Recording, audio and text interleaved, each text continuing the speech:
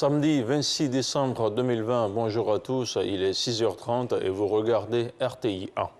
À Noël, le Christ est célébré, la nativité de l'enfant roi dont la vie devrait être un modèle parfait pour la vie du fidèle chrétien.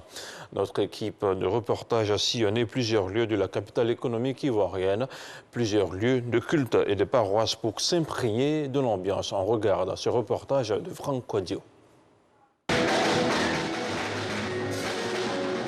Moment de recueillement, ce vendredi matin. Les chrétiens de l'Union des Églises évangéliques, services et œuvres USO section Cocody communient autour de la symbolique de la nativité du Christ. Ce n'est pas une célébration ordinaire comme le relève le pasteur principal Rodrigue Kaya. Si la communauté chrétienne s'arrête en ce jour, le 25 décembre, ce n'est pas pour mettre un point d'honneur sur cette date qui est le 25 décembre. Mais il s'agit plutôt de la célébration de l'événement, ou je dirais mieux, de l'avènement de notre Seigneur Jésus-Christ qui vient pour sauver le monde. C'est cette incarnation divine que la communauté chrétienne célèbre. Pour les chrétiens évangéliques, célébrer, prier et chanter durant la fête de Noël revêt un caractère particulier. Les prophètes ont parlé de la part de Dieu, ils ont parlé.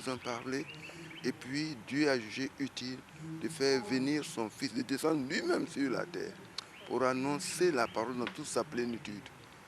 Voilà. Alors la naissance, la venue de Jésus-Christ est un moment incroyable, extraordinaire. À la paroisse Saint-Jacques de Cocody et du Plateau, nous arrivons au moment de l'homélie.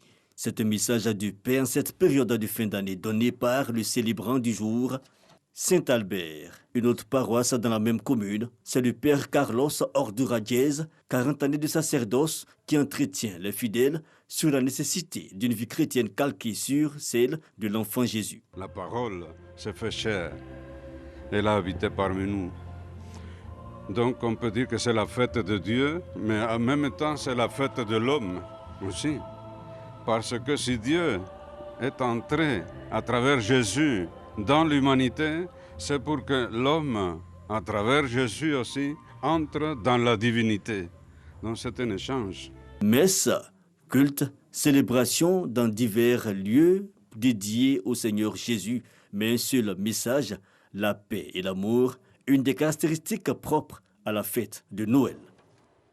Et depuis Rome, le pape François a prononcé son traditionnel message de Noël depuis sa bénédiction Urbi et Orbi à la ville et au monde. Un message prononcé cette année depuis l'intérieur de la basilique Saint-Pierre et non au balcon en raison du confinement en Italie et qui est revenu en particulier sur l'épidémie de Covid-19. La fête de Noël est célébrée en famille, mais de différents moyens, sinon de différentes manières et selon les moyens des différentes familles. Nos reporters ont fait le tour de quelques ménages pour constater l'ambiance et le déroulement de la fête. Le reportage de Laure Goretti. Sur le pas de sa porte, face à la ruelle, Mairie, retraitée depuis 10 ans, célèbre sa Noël. Boissons et morceaux de pain en attendant la cuisson du repas. Pour ce retraité vivant à Koumassi, la célébration de Noël est une nécessité, malgré ses maigres moyens. Quand tu fêtes, tu as fêté. Je ne fête pas janvier. Je fête Noël pour mes enfants. Pour le septuagénaire, l'essentiel, ce sont les vivres, même si les plus petits ne comprennent pas toujours. Mon cabine, on peut pas acheter. Pourquoi? Parce qu'on dit l'année prochaine, cette année, on n'a pas eu de l'argent, que c'est l'année prochaine qu'on peut acheter. Ailleurs, la cité douane, nous sommes dans la commune voisine de Trècheville. Des enfants, en fête, danse, cadeaux, friandises, tout ce qu'il faut pour sentir la joie de Noël. C'est une tradition, je l'ai toujours fait. De mon propre chef, j'organise pour que tout le monde soit satisfait. La mairie le fait. Chaque année, je vais prendre là-bas 10 jouets ou 15 jouets. Mais ça ne suffit pas. Ici, ils ont la chance de bénéficier des largesses du président de la cité qui veut donner du sourire à tous ses enfants. Pour que la fête soit belle, je fais du paquet en tout cas. Je paye les jouets des enfants, je paye la nourriture, je paye la boisson, plein. On est là jusqu'à minuit pour les petits enfants qui vont aller dormir et nous les parents on prend la relève. Nous changeons de décor. À Cocody, une toute autre ambiance. Chez les Daba, la célébration de Noël est une occasion de retrouvailles où enfants et petits-enfants sont réunis autour du repas. Noël, c'est d'abord une fête religieuse, c'est la fête des enfants. C'est aussi la fête des parents. On a préparé donc la cérémonie, ils ont mangé, ils sont contents. Nelly et Esther ont reçu des cadeaux de leurs parents et ils en sont fiers. J'ai eu un piano, j'ai eu une tête à coiffer Barbie et j'ai eu des dinettes. Je suis contente de mon cadeau. Ambiance de fête, moment particulier que cette célébration de Noël, ce sont des moments de partage qui restent comme figés dans le temps pour chacun. Hors d'Abidjan, le ministre des Transports, Amadou Koné, a offert un arbre de Noël à plus de 3000 enfants de la commune de Bouaké. Il entendait par cet acte de haute portée sociale marquer sa présence auprès des tout-petits, des enfants dont la plupart est issue de milieux défavorisés et qui n'ont jamais goûté au plaisir de recevoir un cadeau pendant la fête de la Nativité. Soro Corona. Le ministre des Transports, Amadou Koné, aux côtés des enfants défavorisés de la commune de Bouaké, dans le cadre de la magie de Noël. Plus de 1000 cadeaux distribués. Les meilleurs élèves des directions régionales de l'éducation nationale de Bouaké, également récompensés au cours de cette journée.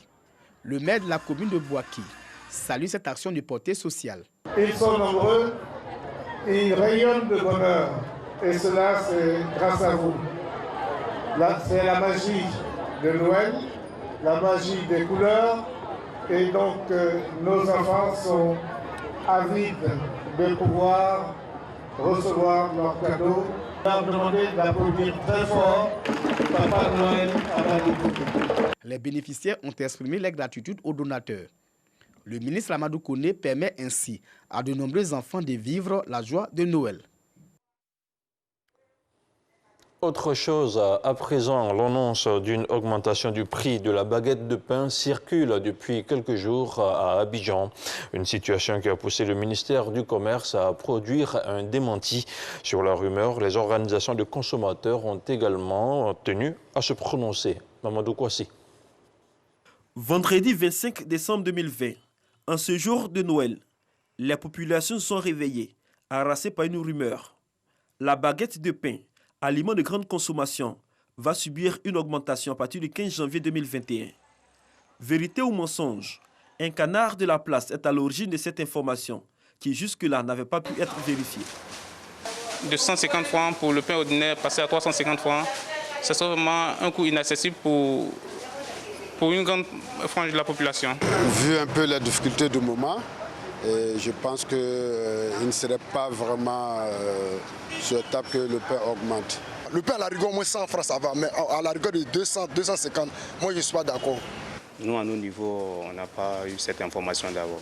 C'est d'après les clients, ceux qui rentrent et nous informent qu'on dit qu'il y a eu des changements sur le prix de pain. Bon, nous, à nos niveaux, personne ne nous a rien dit d'abord.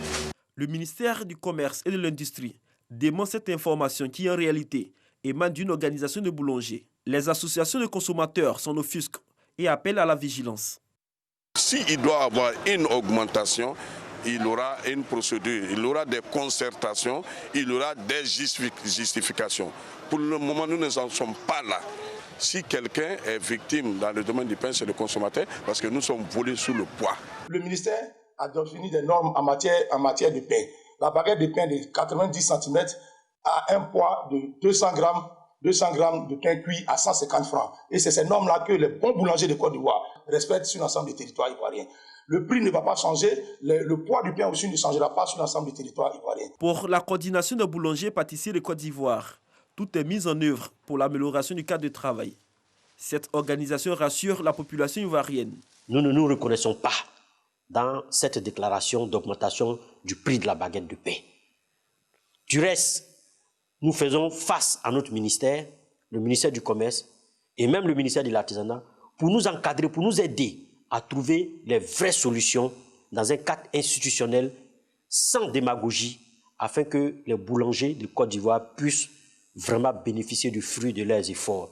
La population continue de s'approvisionner dans les différentes boulangeries-pâtisseries et les prix en ce moment restent les mêmes. Un mot d'éducation à présent après la décision du président de la République qui a annoncé la suppression des frais de COGES. La ministre de l'Éducation nationale a rencontré les différentes plateformes COGES. Kandia Camara a annoncé dès janvier 2021 une tournée de sensibilisation et d'information pour un large partage des présentes consignes du gouvernement ivoirien. Le compte-rendu de Franck Kouadio.